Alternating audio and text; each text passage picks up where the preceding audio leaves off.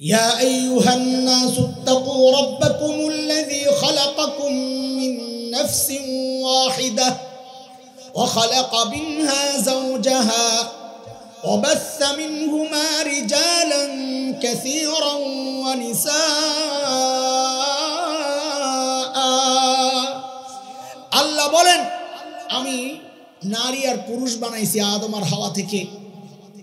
তৃতীয় লিঙ্গের কথা এখানে কোনো আল্লাহ বলেন নাই, না শুনছেন আপনারা? আচ্ছা চলেন আরেকটা আয়াত আরো ক্লিয়ার। আল্লাহ বলেন লিল্লাহি মুলকুস সামাওয়াতি ওয়াল আরদ ইয়াখলুকু মা ইয়াশা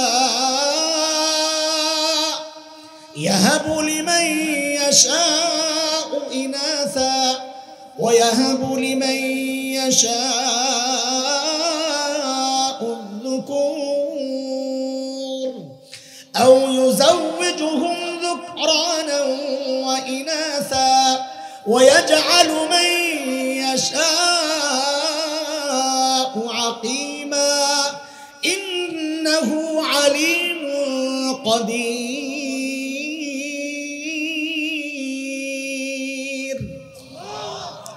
আল্লাহ বলেন আমি যাকে চাই তাকে শুধু মেয়ে দিই। শুধু মাইয়ার বাপ আছে না একজন, হাতটা ওই যে দেখছেন, শুধু মাইয়ার বাপের অভাব নাই। আচ্ছা রাখেন, আল্লাহ বলেন আমি যাকে চাই শুধু ছেলে দিই। শুধু ছেলের বাপ আছেন না? হ্যাঁ, অভাব নাই। মাশাআল্লাহ, আপনার কয়টা গেল, কয় সুরত গেল? আল্লাহ বলেন আমি যাকে চাই তাকে ছেলেও দেই মেয়েও দেই। এইবার তো হাত বেশি উঠবো দেখা যায়। এই খোদা, আমার লোকের সংখ্যা বেশি। কয় সুরত গেল? যাকে চান তাকে শুধু মেয়ে, যাকে চান তাকে শুধু, যাকে চান তাকে দুইটাই। আবার বলেন যাকে চাই তাকে কোনোটাই দেই না, আকিম রাখি বন্দা। কয় সুরত গেল? চারটা। এই যে চারটার কথা আল্লাহ বললেন, এক যাকে চাই তাকে শুধু ছেলে দেই মেয়ে দেই, যাকে চাই তাকে শুধু ছেলে দেই, যাকে চাই তাকে ছেলেও দেই মেয়েও দেই, যাকে চাই তাকে বন্দা রাখি, কিচ্ছুই দেই না। এই চারটার মধ্যে এক জায়গায় আল্লাহ বলেন নাই যাকে চাই তাকে আমি মিক্স দেই, অর্থাৎ তৃতীয় জেন্ডার, যে ছেলেও না মেয়েও না। বলছেন নাকি? এটা আমাদের তৈরি করা শব্দ, এই সমাজের তৈরি করা শব্দ।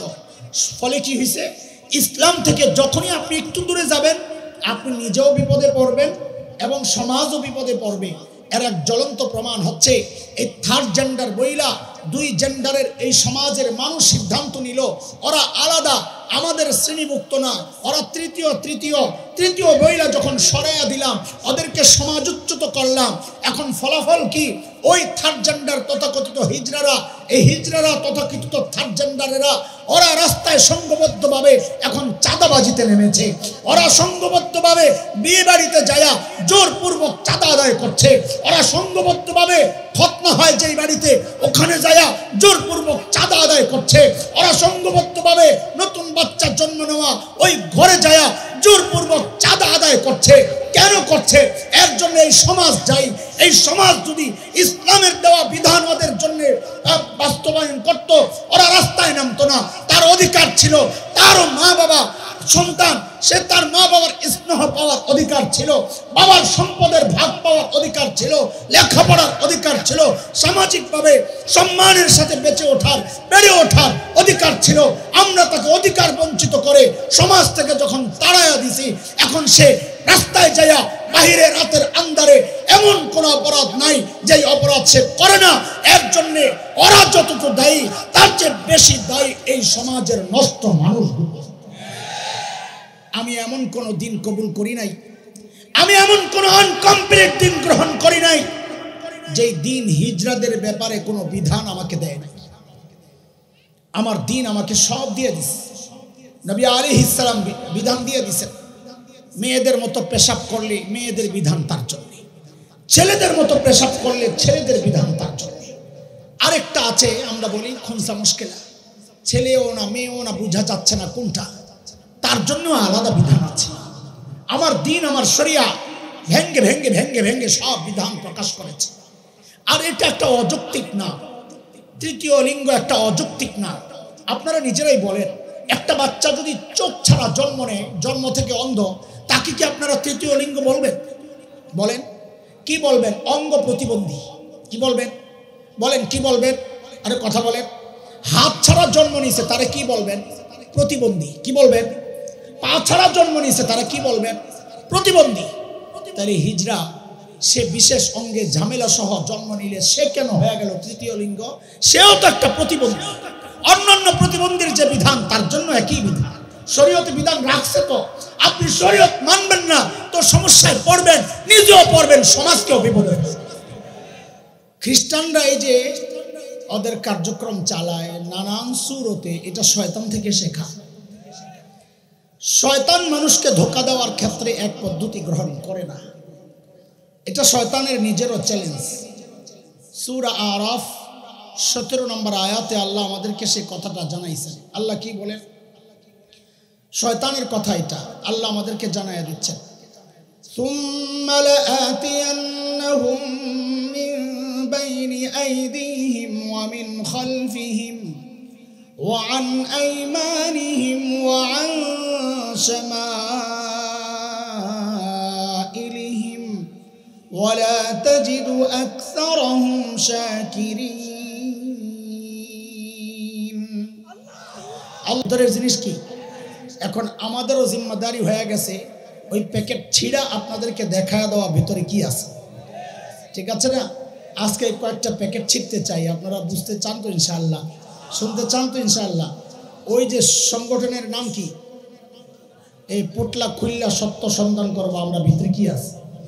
আজকে এই সংগঠনের নামের সাথে মিল রেখে আমরা আমাদের আলোচনা চালাবো যে সত্য তালাশ করতে চাই যে শয়তানের এই নতুন নতুন ফিতনার মোড়কের ভেতরে কি আছে।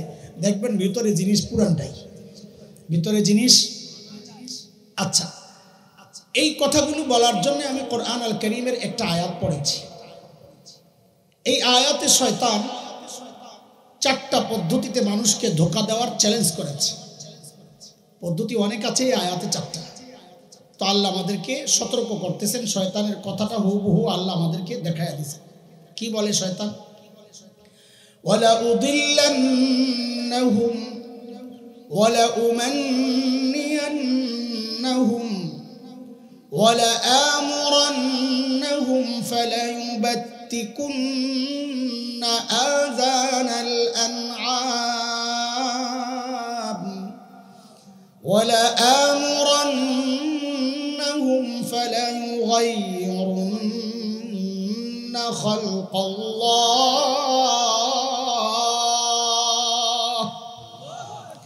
আল্লাহ আমি আপনার বান্দাকে পথভ্রষ্ট করব।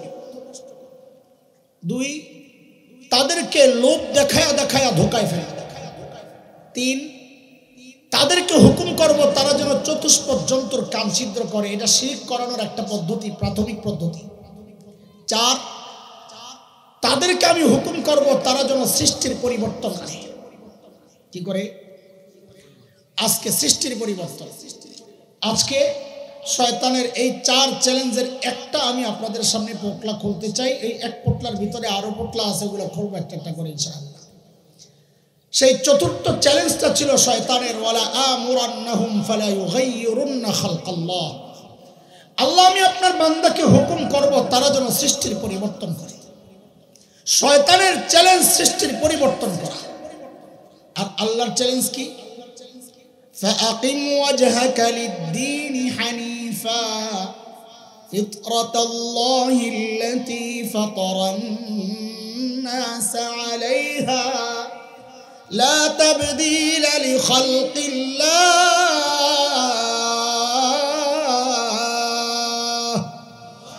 যালিকা আদ-দীনুল কাইয়্যিম ওয়ালাকিন্না আকসারান-নাসি লা ইয়া'লামুন।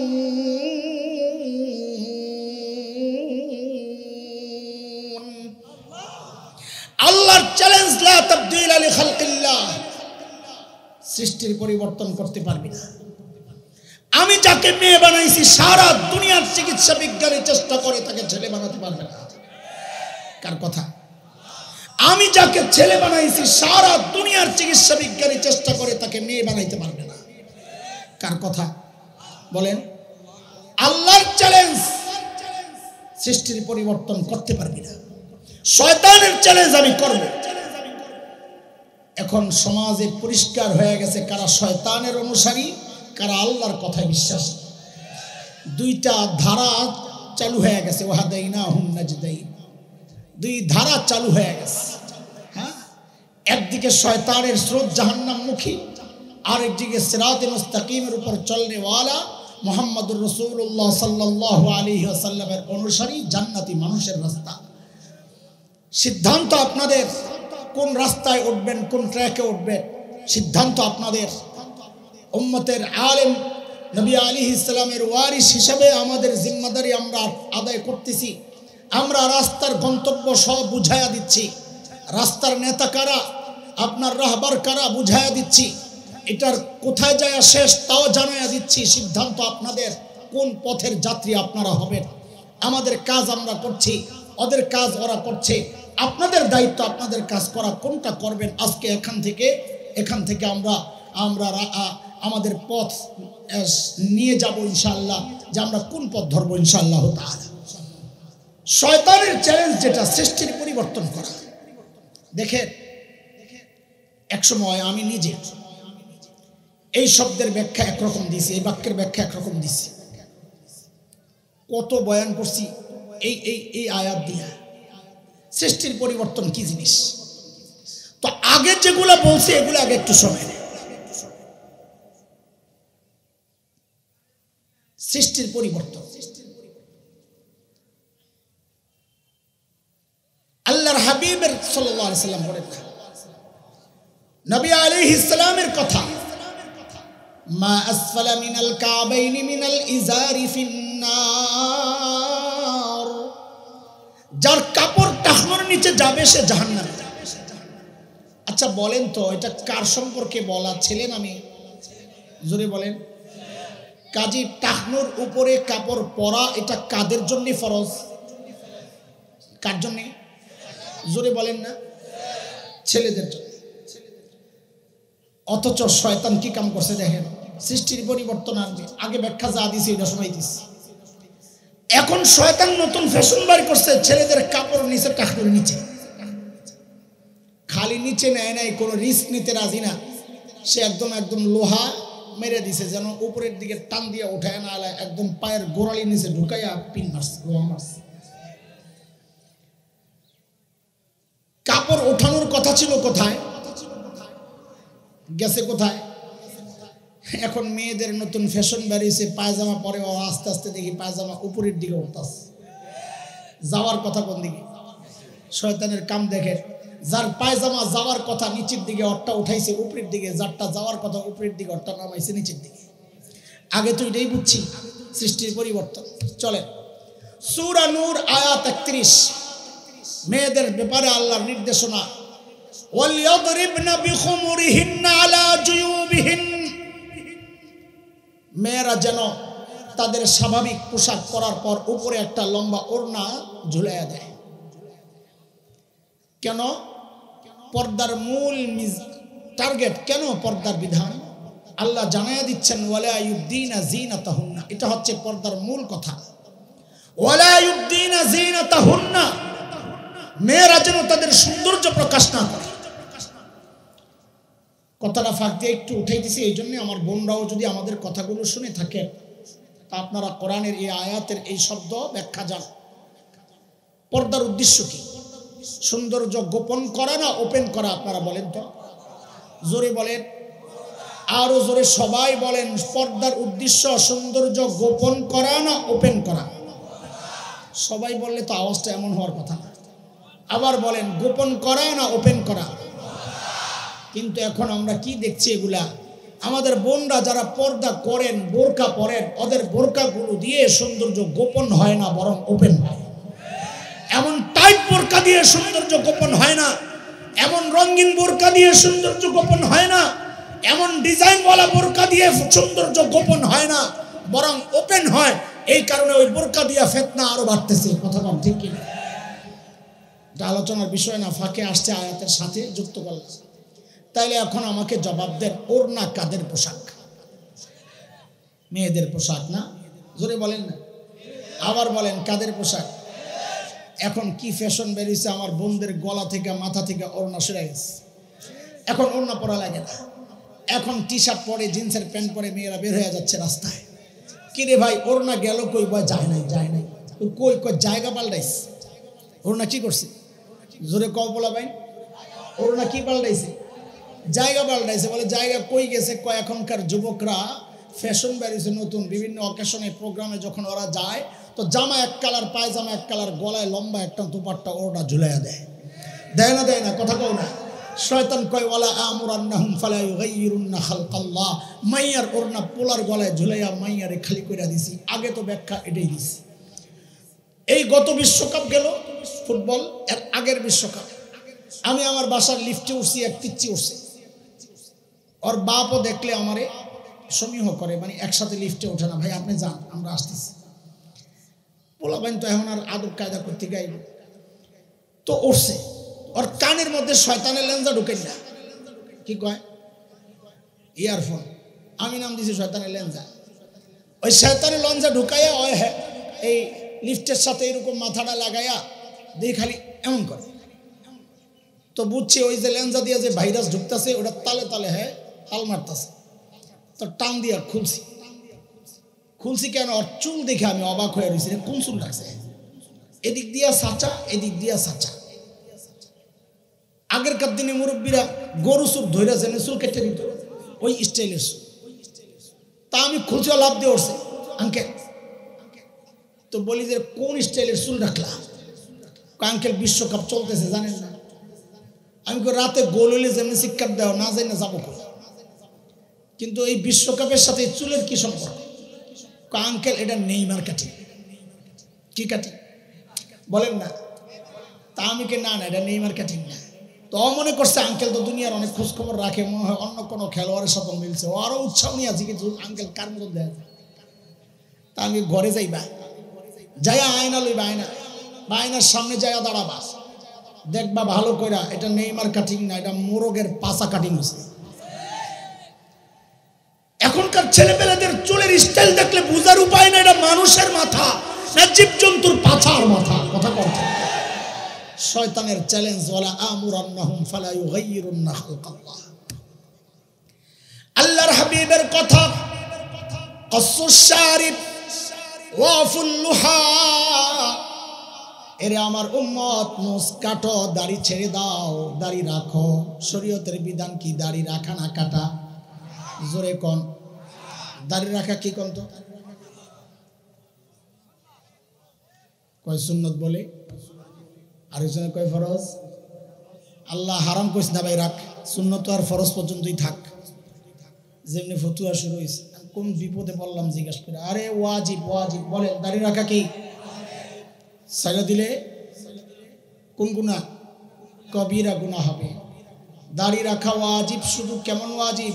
পুরুষের জন্য সব সময়ের ওয়াজিব। ঈমান যেমন সব সময়ের ফরজ, দাড়ি সব সময়ের জন্য ওয়াজিব। বরং আমি বলি একটা গুনাহ এমন আছে যেই গুনাহটা মানুষ করে মৃত্যুর সময়, যখন সে দুনিয়া থেকে বিদায় নেয় কবরে দেওয়ার সময়, এই একটা গুনার সাক্ষী সবাই রেখা যায় যে দেখো দেখো এই গুনাহটায় আমি লিপ্ত ছিলাম। আর কোনো গুনাহ সম্পর্কে মানুষ দেখে না, একটা গুনাহই দেখে যে সে দাড়ি ছাড়া। বড় কঠিন কথা এটা, শয়তানের চ্যালেঞ্জ, সৃষ্টির পরিবর্তন। সে আপনি বুঝেন না তো, আপনার মাথায় ঢুকাইছে ভাইরাস যে দাড়ি কাট, স্মার্ট দেখাবে। পাগল কোথাকার।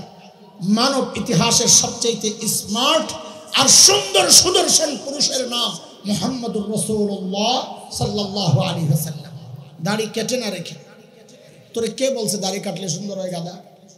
বরং শয়তান সৃষ্টির পরিবর্তন আনছে, তোমার দাড়ি দিয়ে কাটাইয়া বেড়ারে বেড়ি বানাইয়া ছেড়ে দিচ্ছে। আপনাদের অনেকের কষ্ট লাগবে, কষ্ট দেওয়ার জন্যই তো বলতেছি, যেন শর্মের খেলা। পিচ্ছি একটা কান্তাছে হাউমাউ করে, বড় দাড়িওয়ালা হুজুর গেছে একজন পল্লীতে। যেই ঘরে দাড়িওয়ালা নাই, পিচ্ছিরা দাড়িওয়ালা দেখলে ভয় পায়। কথা কর না? হুজুরে দেখে পিচ্ছি দিছে আরো জোরে চিৎকার। পাশে ছিল এক লোক দাড়ি ছাড়া। কিছু মানুষ আছে দাড়ি রাখে না কিন্তু দাড়িওয়ালাদেরকে মহব্বত করে। এখানে হাজারো মানুষ আছে দাড়ি নাই কিন্তু আসছে কেন? দাড়িওয়ালাদেরকে মহব্বত করে। এই উসিলায় আল্লাহ তাআলা মাফ করে দিবেন ইনশাআল্লাহ। কিন্তু আর মানে এটা না কাটটা খালি কাটতে থাকবে। নিয়ত করে রাখবো ইনশাআল্লাহ।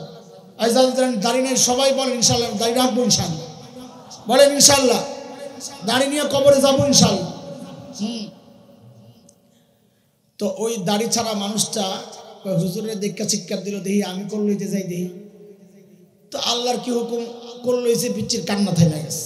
এখন তো হাই পাইছে সুযোগ, হুজুরে মারছে একটা খোসা। হুজুর দেখলেন তো জঙ্গি ঘরে পিচ্ছিরাও ভয় পায়। তো হুজুরে ব্যাককল মনে করছো তুমি? হুজুর ব্যাককল না, হুজুর তো সরল সোজা। আলেম কি হয় না, বোকা হয় না? আরে বলেন কথা, আলেম কি হয় না? যার সিনায় আসমানি আলেম আছে সে বোকা হয় না। বোকা তো সে যে আসমানি আলেম থেকে বঞ্চিত। আলেম সরল সোজা হয়, বোকা হয় না। যে খালি কইছে হুজুর জঙ্গি করে দেখলে পিচ্ছিরা অত ভয় পায়, দেখলেন তো আমার কাছে আইসে কান্না থাইমা গেছে। হুজুর আস্তে করে কয়ালাইছে, তোমার কাছে গিয়ে কান্না থামছে, তোমার আম্মা মনে করছে। কথাটা হাস্যরসের মধ্যে বলা, কিন্তু শয়তানের টার্গেট আসলে এমনটাই। ওয়ালা আমুরান্নাহুম ফালা ইউগাইয়িরুন্না খালকাল্লাহ।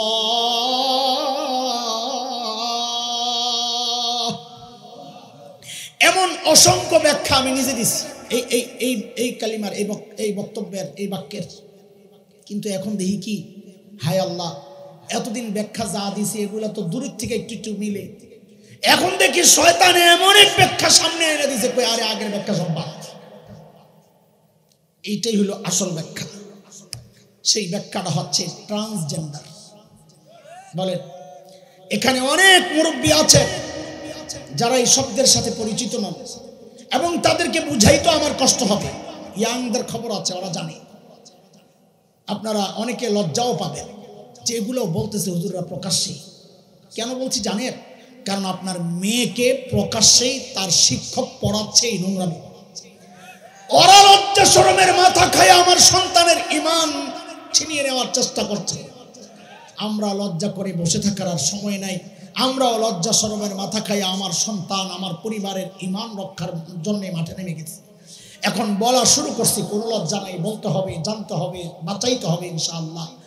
ট্রান্সজেন্ডার কি জিনিস এগুলা অনেকে না জানার কারণে হুজুররা বললে দেখি অনেকে আবার প্রতিবাদও করে। ও বুঝে না, ওর দোষ নয়, ও জানে না, ও চিন্তাই করতে পারে না এতটা নোংরামি বাংলাদেশে প্রচার হবে, আইন হবে, এটা কিভাবে সম্ভব। এই জন্য আজকে ছোট্ট করে ট্রান্সজেন্ডার কি, সমস্যাটা কি, চক্রান্ত কোত্থেকে আসছে একটু ছোট্ট করে আপনাদেরকে বলে যাই। যেহেতু সত্যের সন্ধান, সত্য আজকে অনুসন্ধান করতেই হবে আমাদের, তাই না ইনশাআল্লাহ? অদোস্ত, ট্রান্সজেন্ডার বুঝার আগে আরেকটা বিষয় বুঝে নেন, আরেকটা শ্রেণী সম্পর্কে একটু আলোচনা করে নেওয়া যাক, নাইলে ট্রান্সজেন্ডারের সাথে ওরা গুলাইয়া ফেলে। শরীফ শরীফা, ওই যে গল্প ক্লাস 7-এর সেই শরীফ শরীফার গল্পকে এখন ওরা আরেকটা শ্রেণীর সাথে এখন গুলাইয়া ফেলা, আমাদেরকে তালগুল পাকায় আমাদেরকে বিভ্রান্ত করার চেষ্টা করছে। আপনারা বিভ্রান্ত হবেন না। দুই জিনিস, একটা হচ্ছে হিজড়া। কি বলে চিনেন? হিজড়া চিনেন না? এটা তো আমাদের কাছে পরিচিত শব্দ, কিন্তু আইনি পরিচয় হচ্ছে থার্ড জেন্ডার, তৃতীয় লিঙ্গ। বলেন তো শব্দটা, থার্ড জেন্ডার। শিক্ষিত সমাজ জানেন আপনারা থার্ড জেন্ডার, কিন্তু মনে রেখেন এটা থার্ড জেন্ডারও কোনো ইসলামী শব্দ না, বরং এটা কোরআন বিরোধী কথা। ইসলামের জেন্ডার দুইটা, লিঙ্গ কয়টা? নারী পুরুষ।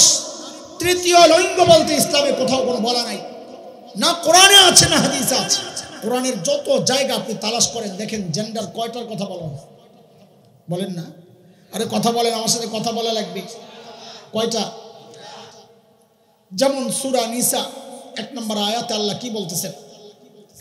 ইয়া আইয়ুহান নাসু তাকু রাব্বাকুমুল্লাযী খালাকাকুম মিন নাফসিন ওয়াহিদাহ ওয়া খালাকা মিনহা যাওজাহা وبث منهما رجالا كثيرا ونساء। আল্লাহ বলেন আমি নারী আর পুরুষ বানাইছি আদম আর হাওয়া থেকে।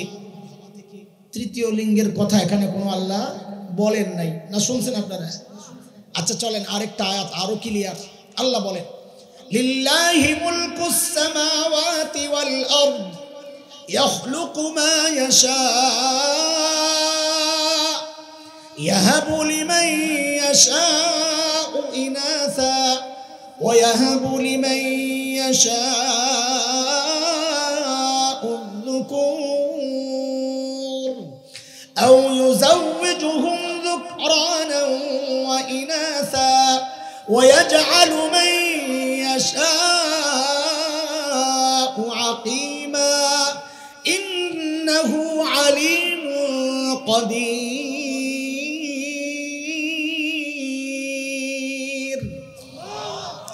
আল্লাহ বলেন আমি যাকে চাই তাকে শুধু মেয়ে দিই। শুধু মাইয়ার বাপ আছে না একজন হাতটা, ওই যে দেখছেন শুধু মাইয়ার বাপের অভাব নাই। আচ্ছা রাখেন, আল্লাহ বলেন আমি যাকে চাই শুধু ছেলে দিই। শুধু ছেলের বাপ আছেন না, হ্যাঁ অভাব নাই মাশাআল্লাহ। আপনার কয়টা গেল, কয় সুরত গেল? আল্লাহ বলেন আমি যাকে চাই তাকে ছেলেও দেই মেয়েও দেই। এইবার তো হাত বেশি উঠবো দেখা যায়। এই খোদা আমার লোকের সংখ্যা বেশি। কয় সুরত গেল? যাকে চান তাকে শুধু মেয়ে, যাকে চান তাকে শুধু, যাকে চান তাকে দুইটাই। আবার বলেন যাকে চাই তাকে কোনোটাই দেই না, আকিম রাখি বন্দা। কয় সুরত গেল? চারটা। এই যে চারটার কথা আল্লাহ বললেন, এক যাকে চাই তাকে শুধু ছেলে দেই মেয়ে দেই, যাকে চাই তাকে শুধু ছেলে দেই, যাকে চাই তাকে ছেলেও দেই মেয়েও দেই, যাকে চাই তাকে বন্দা রাখি, কিচ্ছুই দেই না। এই চারটার মধ্যে এক জায়গায় আল্লাহ বলেন নাই যাকে চাই তাকে আমি মিক্স দেই, অর্থাৎ তৃতীয় জেন্ডার, যে ছেলেও না মেয়েও না। বলছেন নাকি? এটা আমাদের তৈরি করা শব্দ, এই সমাজের তৈরি করা শব্দ। ফলে কি হয়েছে, ইসলাম থেকে যখনই আপনি একটু দূরে যাবেন আপনি নিজেও বিপদে পড়বেন এবং সমাজও বিপদে পড়বে। এর এক জ্বলন্ত প্রমাণ হচ্ছে এই থার্ড জেন্ডার বইলা দুই জেন্ডারের এই সমাজের মানুষ সিদ্ধান্ত নিল ওরা আলাদা, আমাদের শ্রেণীভুক্ত না, ওরা তৃতীয় বইলা যখন সরাইয়া দিলাম, ওদেরকে সমাজোচ্যুত করলাম। এখন ফলাফল কি? ওই থার্ড জেন্ডার তথাকথিত হিজড়ারা, এই হিজড়ারা তথাকথিত থার্ড জেন্ডারেরা ওরা রাস্তায় সংঘবদ্ধভাবে এখন চাঁদাবাজিতে নেমেছে। ওরা সংঘবদ্ধভাবে বিয়ে বাড়িতে যায়া জোরপূর্বক চাঁদা আদায় করছে। ওরা সংঘবদ্ধভাবে খতনা হয় যেই বাড়িতে, ওখানে যায়া জোরপূর্বক চাঁদা আদায় করছে। ওরা সংঘবদ্ধভাবে নতুন বাচ্চা জন্ম নেওয়া ওই ঘরে যায়া জোরপূর্বক চাঁদা আদায় করছে। কেন করছে? এর জন্য এই সমাজ যাই, এই সমাজ যদি ইসলামের দেওয়া বিধান ওদের জন্য বাস্তবায়ন করত, ওরা রাস্তায় নামতো না। তার অধিকার ছিল, তারও মা বাবা সন্তান, সে তার মা বাবার স্নেহ পাওয়ার অধিকার ছিল, বাবার সম্পদের ভাগ পাওয়ার অধিকার ছিল, লেখাপড়ার অধিকার ছিল, সামাজিকভাবে সম্মানের সাথে বেঁচে ওঠার বেড়ে ওঠার অধিকার ছিল। আমরা তাকে অধিকার বঞ্চিত করে সমাজ থেকে যখন তাড়াইয়া দিছি, এখন সে রাস্তায় যাইয়া বাহিরে রাতের আন্ধারে এমন কোন অপরাধ নাই যেই অপরাধ সে করে না। এর জন্য ওরা যতটুকু দায়ী তার চেয়ে বেশি দায়ী এই সমাজের নষ্ট মানুষগুলো। আমি এমন কোন দিন কবুল করি নাই, আমি এমন কোন আনকমপ্লিট দিন গ্রহণ করি নাই যেই দিন হিজড়াদের ব্যাপারে কোনো বিধান আমাকে দেয় নাই। আমার দিন আমাকে সব দিয়ে দিছে। নবী আলাইহিস সালাম বিধান দিয়ে দিছেন, মেয়েদের মতো পেশাব করলে মেয়েদের বিধান তার জন্য, ছেলেদের মতো পেশাব করলে ছেলেদের বিধান তার জন্য। আরেকটা আছে আমরা বলি খুনসা মুশকিলা, ছেলেও না মেয়েও না, বোঝা যাচ্ছে না কোনটা, তার জন্য আলাদা বিধান আছে। আমার দিন, আমার শরিয়া ভেঙ্গে ভেঙ্গে ভেঙ্গে ভেঙ্গে সব বিধান প্রকাশ করেছে। আর এটা একটা অযৌক্তিক না, তৃতীয় লিঙ্গ একটা অযৌক্তিক না। আপনারা নিজেরাই বলেন, একটা বাচ্চা যদি চোখ ছাড়া জন্ম নেয়, জন্ম থেকে অন্ধ, তাকে কি আপনারা তৃতীয় লিঙ্গ বলবেন? বলেন কি বলবেন? অঙ্গ প্রতিবন্ধী। কি বলবেন? বলেন কি বলবেন? আরে কথা বলেন। হাত ছাড়া জন্ম নিছে তারা কি বলবেন? প্রতিবন্ধী। কি বলবেন? পা ছাড়া জন্ম নিছে তারা কি বলবেন? প্রতিবন্ধী। তাহলে হিজড়া সে বিশেষ অঙ্গে ঝামেলা সহ জন্ম নিলে সে কেন হয়ে গেল তৃতীয় লিঙ্গ? সেও তো একটা প্রতিবন্ধী। অন্যান্য প্রতিবন্ধীর যে বিধান তার জন্য একই বিধান, শরীয়তে বিধান রাখছে। তো আপনি শরীয়ত মানবেন না তো সমস্যায় পড়বেন, নিজেও পড়বেন, সমাজকেও বিপদে ফেলবেন। কিন্তু হিজড়া বা তথাকথিত তৃতীয় লিঙ্গ, থার্ড জেন্ডার আর ট্রান্সজেন্ডার কিন্তু এক জিনিস না। ওরা আমাকে আপনাকে একটার প্যাকেট দেখায়া আরেকটা খাওয়াইতে চাইতেছে, ওইটাই বলছে আজকে প্যাকেট ছিল। এই প্যাকেটের নাম কি? থার্ড জেন্ডার, ভিতরে কি ট্রান্সজেন্ডার। বলেন উপরে পোটলার নাম কি? বলেন ভিতরে জিনিস কি? কথা বলে না মানুষ। ট্রান্সজেন্ডার শব্দটা বলেন, বারবার বলেন, নাইলে আপনাদের বোঝানো যাবে না। বলেন প্যাকেটের উপরে কি লেখা?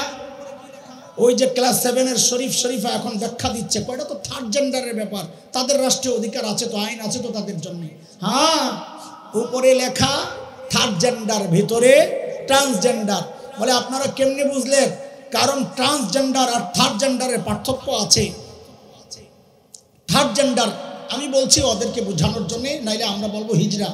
থার্ড জেন্ডার যে এটা হচ্ছে বায়োলজিক্যাল সমস্যা, শারীরিক সমস্যা এটা। আর ট্রান্সজেন্ডার মানসিক সমস্যা। দুইটাকে গোলায় ফেললে হবে না। তোমরা গোলাইতে পারো, আমরা উম্মতকে সত্যের সন্ধান কইরা পোটলা খুইলা ভিতরের জিনিস দেখায়া দিব যে তোমরা যা বলছো ভিতরে কিন্তু এক না। শরীফের গল্পের মধ্যে বলা আছে, শরীফ তার কাছে হঠাৎ মনে হচ্ছে, বলা আছে মনে হওয়াটাই ট্রান্সজেন্ডার, এটা থার্ড জেন্ডার না। থার্ড জেন্ডারে মনে হবে না, থার্ড জেন্ডারে দেখা যাবে। বলেন থার্ড জেন্ডারে দেখা যাবে, সমস্যা মনে হবে না। এখানে একটা বিকৃত রুচি, যে আমার মনে হচ্ছে আমি ছেলেদের সাথে আমার মেলামেশা করতে ইচ্ছা করতেছে, এটা মনে হওয়ার ব্যাপার। এখন আপনারা একটু বুঝেন আল্লাহর ওয়াস্তে ট্রান্সজেন্ডার কি জিনিস। ইতিমধ্যে বুঝে গেছেন কিছুটা। একটা ছেলে হয়ে জন্ম নিচ্ছে, বালেগ হইছে, এখন তার জৈবিক চাহিদা প্রকাশ পাচ্ছে। তার কাছে মনে হচ্ছে যে আমি মেয়ের সাথে আমার মেলামেশা না করে ছেলের সাথে মেলামেশা করতে মনে চাচ্ছে। এটা তার মস্তিষ্কের মধ্যে বিকৃতি আসছে, বিকৃত রুচির লক্ষণ। এটা রুচির দুর্ভিক্ষ দেখা দেয় বলে এখন নতুন শব্দ আসছে। এটা বিকৃত রুচির পরিচয়। তার এই বিকৃত রুচির চিকিৎসা করা দরকার। কিন্তু তার মানে এটা না, তাকে স্বীকৃতি দিয়ে দিতে হবে যে হ্যাঁ তোমার মনে হইলেই তুমি মেয়ে। ছেলে যদি মনে করে আমি মেয়ে তো বলে আমি। আপনারা বলছেন হুজুর এটা কি সম্ভব নাকি? হ্যাঁ, আমরাও তো বলি সম্ভব না, কিন্তু সব সম্ভব তো হয়ে যাচ্ছে। তাদের স্বীকৃতি দরকার। ইউরোপিয়ানরা, পশ্চিমারা ইতিমধ্যে স্বীকৃতি দিয়ে দিস, এখন বাংলাদেশে ওদের স্বীকৃতি দরকার। স্বীকৃতির দুইটা লেভেল, একটা হচ্ছে সামাজিক স্বীকৃতি আর একটা আইনি স্বীকৃতি। মুসলমান বুঝেন ভালো করে কেন আমরা এতটা জোর দিয়ে এই কথাগুলো বলছি। একটা হচ্ছে সামাজিক স্বীকৃতি আর একটা হচ্ছে আইনি স্বীকৃতি।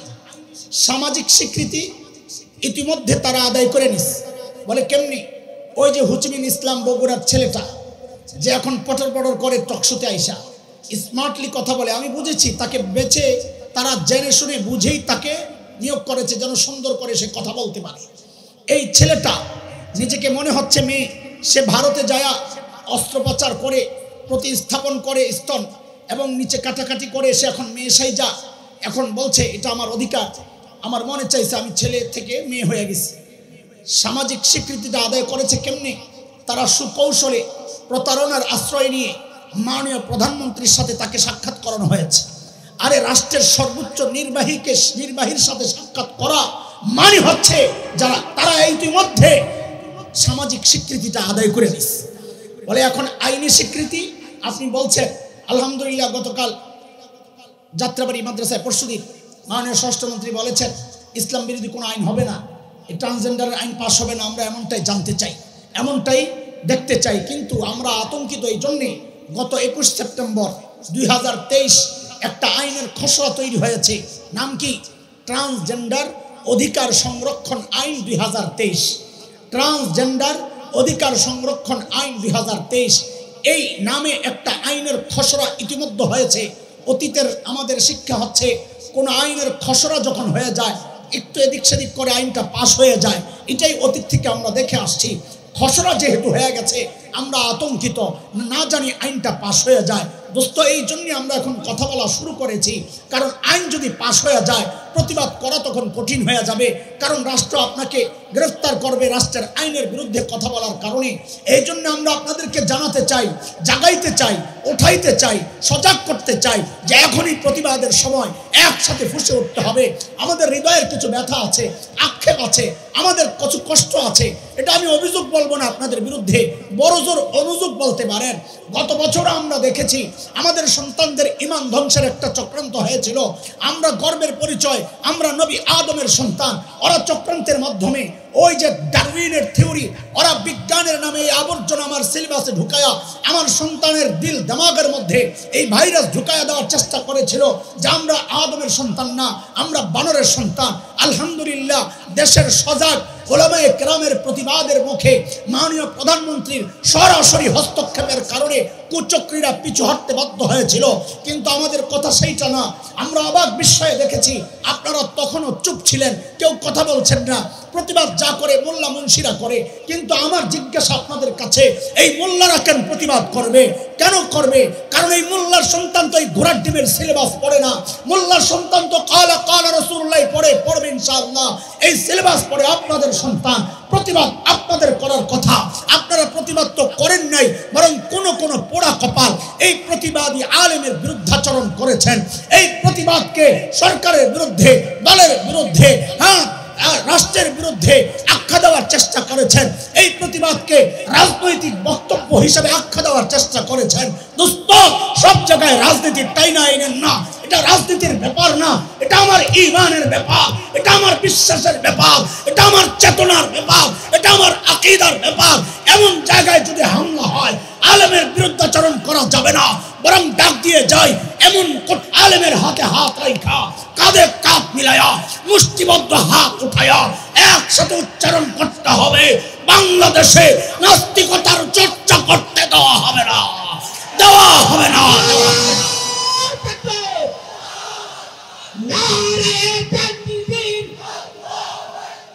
আল কোরআনের শত্রুরা, আল কোরআনের শত্রুরা,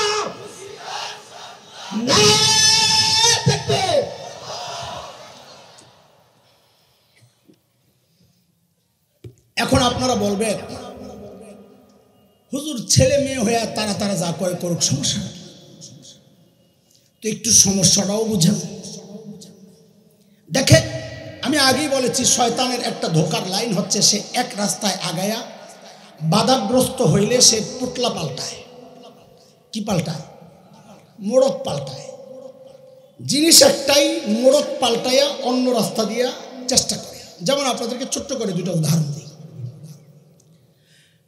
শয়তান, শরীয়তের বিধান হচ্ছে দ্রুত সময়ে বিয়ে করায় দেওয়া, উপযুক্ত হয়েছে বিয়ে করায় দেওয়া। আসছে না সূরা নূরের মধ্যে, وَأَنكِحُوا الْأَيَامَ مِنكُمْ وَالصَّالِحِينَ مِنْ عِبَادِكُمْ وَإِمَائِكُمْ إِنْ يَكُونُوا فُقَرَاءَ يُغْنِهِمُ اللَّهُ مِنْ فَضْلِهِ وَاللَّهُ وَاسِعٌ عَلِيمٌ। শরীয়তের বিধান হচ্ছে ছেলে মেয়ে বড় হয়েছে বিয়ে করায়। শয়তানের টার্গেট বিয়েকে দেরি করান। কি করান? আপনারা মনে মনে বলবেন খালি সব খালি শয়তানের উপরে চাপায়া দেয়। বিয়ে দেরি করালে শয়তানের কি লাভ? দোস্ত, বিয়েকে যত দেরি করাতে পারবে ও জিনার কামটা তত বেশি ছড়াইতে পারবে। লাভ নাই আছে। এখন আপনারা যদি না বিয়ে করে না বিয়ে করে না বিয়ে করে না, না শরীয়ত কয় তাড়াতাড়ি করে, তো তুই কি করস? শয়তান কয় রাখ, আমি পুতলাটা পাল্টাই আই। তো পুতলাটা পাল্টাই আনি আপনার সামনে পেশ করছে কি? বাল্য বিয়ে। নতুন পুতলার নাম কি? কথা বুঝেন নাই আপনারা? নতুন পুতলার নাম কি? বলেন বলেন, তাড়াতাড়ি বলেন। নতুন পুতলার নাম কি? বাল্য বিয়ে। শরীয়তের বিধান হচ্ছে লা তাকতুলু আওলাদাকুম খাশিয়াতা ইমলাক। দারিদ্রতার ভয়ে সন্তান হত্যা করা যাবে না। এবার চিৎকার করে সবাই বলেন তো, জন্ম নিয়ন্ত্রণ কি? এটার নাম নিষিদ্ধকার। জোরে কন, জোরে কন, সবাই কন, যারা করছেন তারাও কন। দেখেন, শোনেন একটা মাসআলা শোনেন। হারামে যদি কেউ লিপ্ত হয় সে কবিরা গুনাহ করছে, শরীয়তে তার পরিচয় হচ্ছে সে ফাসিক। কিন্তু যদি হারামকে কেউ হালাল মনে করে, শরীয়ত বলে সে কাফের। মুফতি সাহেব কথা কন না, হারামকে হালাল মনে করলে কাফের। এখন আপনারা যদি জন্ম নিয়ন্ত্রণ কেউ করেও থাকে, কবিরা গুনাহ করছেন, আল্লাহর কাছে মাফ চান, আল্লাহ চাইলে মাফ করে দিবেন। কিন্তু যদি হারামকে হারাম মনে না করে হালালি মনে করেন, তাহলে কিন্তু ঈমান যাবে না। এই জন্য সবাই বলেন, করলেও বলেন না করলেও বলেন, ভবিষ্যতে ছেড়ে দিয়ে জোরে কোন জন্ম নিয়ন্ত্রণ কি? আরো জোরে, আরো জোরে। যারা করছে যেন হাগো কলিজায় যায় লাগে, এইরকম একটা চিল্লান দিয়া কোন তো জন্ম নিয়ন্ত্রণ কি? চিল্লানি আমার পছন্দ হইতেছে না। মানসিক দুর্বলতায় ভুগতেছেন আপনারা যে করছি এখন কেমনে কই হারাম। আল্লাহ সবাইরে মাফ করে। শরীয়তের বিধান হচ্ছে জন্ম নিয়ন্ত্রণ হারাম। আপনার ঘর দিয়া স্লোগান দেওয়া এলাম, এই খবর শয়তানের নাই? শয়তানকে খাইছেন বললাই যেমনি স্লোগান দেওয়াইতেছে, এই কাম তার আমি করাইতারুম না। তো বুদ্ধি বের করছে, আছে আমার কাছে রাস্তা, পোটলাটা পাল্টাই। এখন শয়তানের জন্ম নিয়ন্ত্রণ কয় না, পোটলাটা পাল্টাই এখন নতুন নাম দিছে কি? সুখী পরিবার। কি নাম দিছে? কি আমি কি আজগবি কথা কইতেছি না সমাজের কথা? নতুন কি নাম দিছে? ভিতরে কিন্তু জিনিস একটাই, কি সেটা? জন্ম নিয়ন্ত্রণ। ভিতরের জিনিস কি? উপরের পোটলা পাল্টায় নতুন পোটলার নাম কি? এটা শয়তানের ধোকার একটা পদ্ধতি, আমি বুঝাচ্ছি আপনাদের। শয়তান হারামকে বাজারজাত করতে শোভনীয় করে দেখাবে, এটা আল্লাহ জানায়া দিয়েছেন সূরা হামিম আস-সাজদা 25 নম্বর আয়াত। শয়তানের ব্যাপারে আল্লাহ বলেন, ওয়াকাইয়াদনা লাহুম কুরানা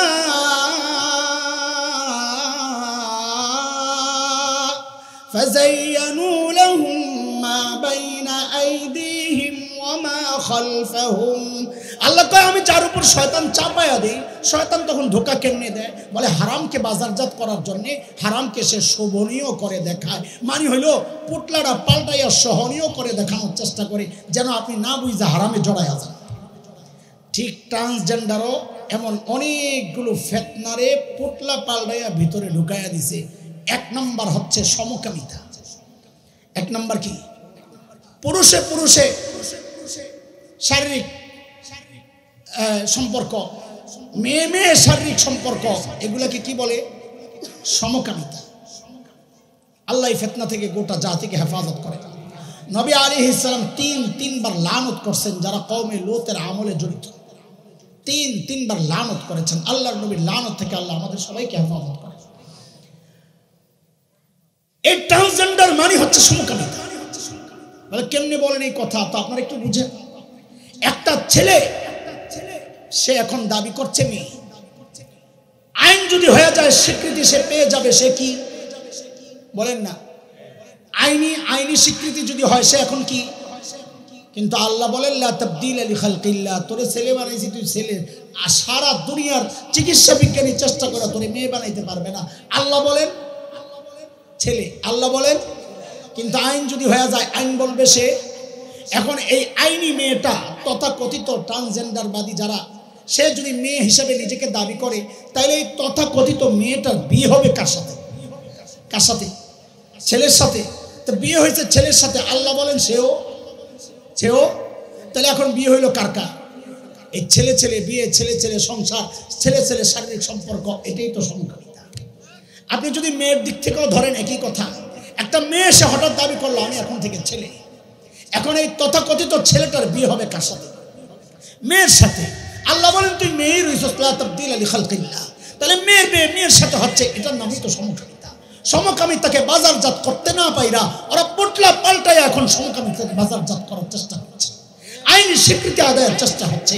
অথচ আমাদের দেশের আইনে সমকামিতা নিষিদ্ধ। এখন ওই নিষিদ্ধ জিনিসকে নতুন করে হালাল করতে গেলে তো অনেক রক্তারক্তি হবে। এখন তারা পদ্ধতি পাল্টাইছে, বলে পোটলাটা পাল্টায়া নতুন নাম দে, নতুন নাম হচ্ছে ট্রান্সজেন্ডার।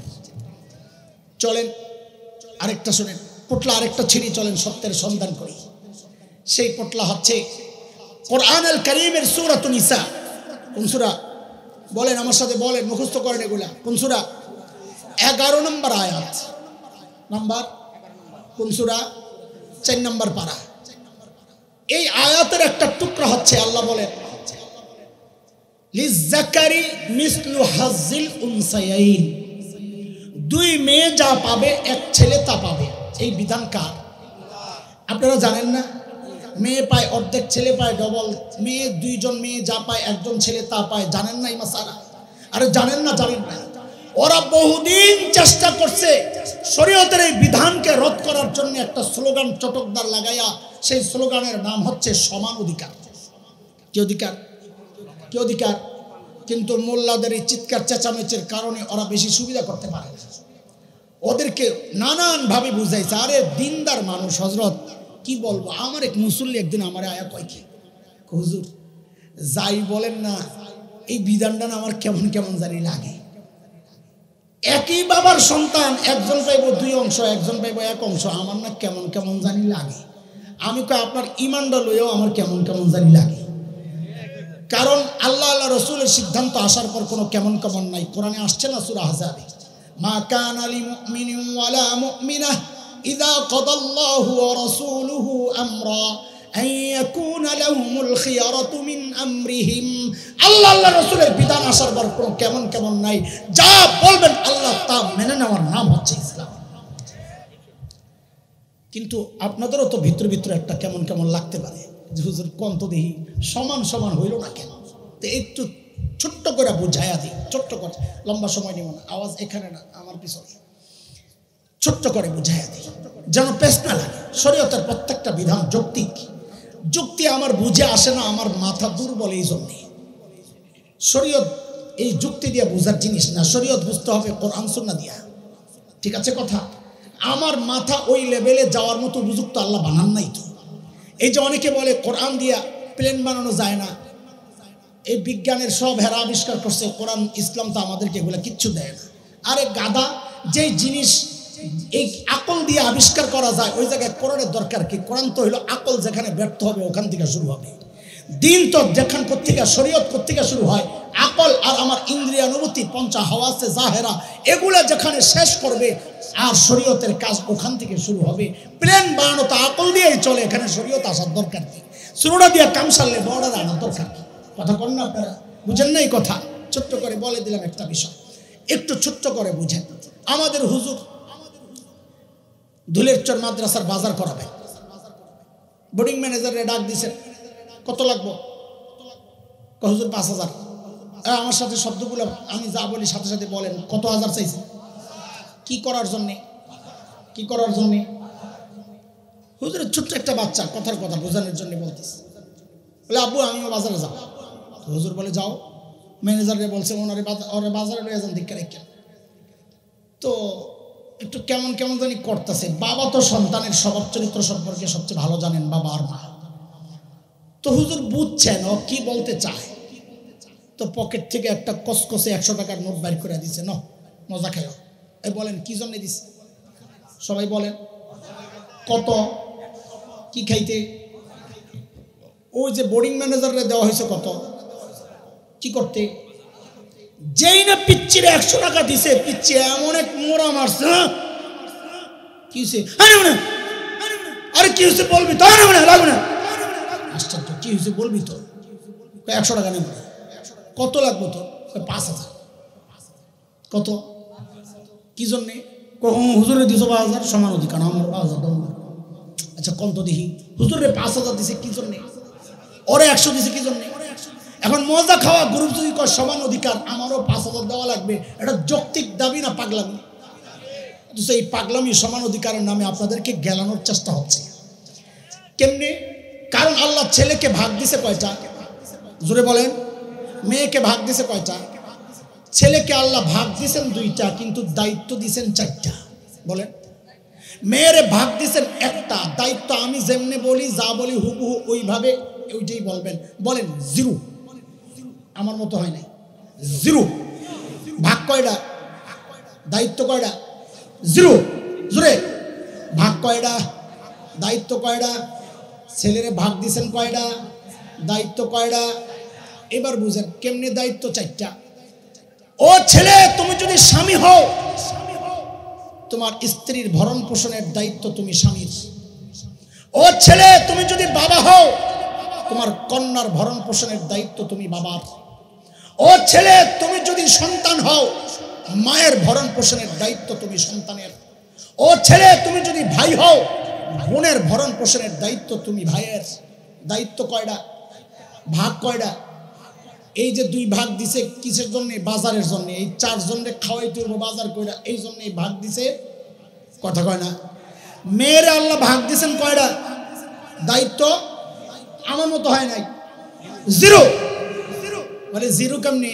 বলে ও মেয়ে, তুমি যদি স্ত্রী হও তো তোমার ভরণ পোষণের দায়িত্ব তোমার স্বামীর। ও মেয়ে, তুমি যদি মা হও তোমার ভরণ পোষণের দায়িত্ব তোমার ছেলের। ও মেয়ে, তুমি যদি কন্যা হও তোমার ভরণ পোষণের দায়িত্ব তোমার বাবার। ও মেয়ে, তুমি যদি বোন হও তোমার ভরণ পোষণের দায়িত্ব তোমার ভাইয়ের। দায়িত্ব কয়টা? মেয়ের দায়িত্ব কয়টা? 0। বলেন মেয়ের দায়িত্ব কয়টা? ভাগ পাইছে কয়টা? কই দায়িত্ব নাই, তাহলে ভাগ দিছে কেন? কই মজা খাইতে। বলেন আরে কি খাইতে? আরে কি খাইতে? কি খাইতে? ওই 5000 দিছে কি জন্যে? এখন মজা খাওয়া গ্রুপ যদি কয় আমারও সমান সমান দেওয়া লাগবো, আমারও 5000 দেওয়া লাগবো, সমান অধিকার, এটা যৌক্তিক দাবি না পাগলামি? এখন এই পাগলামির সমান অধিকারের নামে বাজারজাত করার চেষ্টা ওরা করছে, কিন্তু ব্যর্থ হইয়া এখন পোটলা পাল্টাইছে।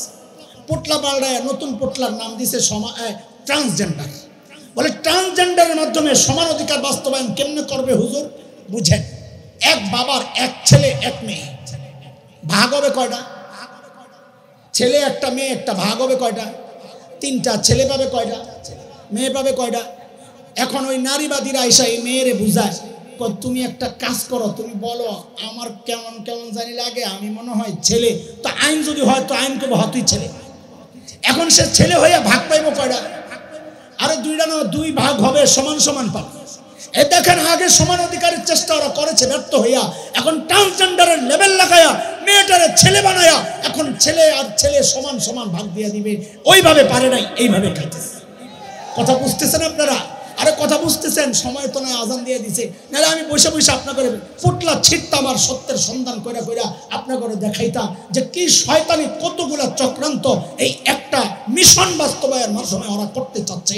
আল্লাহ তাআলা আমাদেরকে এই সমস্ত ফিতনা থেকে হেফাজত করেন ইনশাআল্লাহ। ফিতনা যেই মোড়কে আসুক, ফিতনা যেই চেহারায় আসুক, আমরা আমাদের আকাবির আসলাফদের পেছনে থাইকা সমস্ত ফিতনা মোকাবেলা করতে প্রস্তুত আছি তো ইনশাআল্লাহ।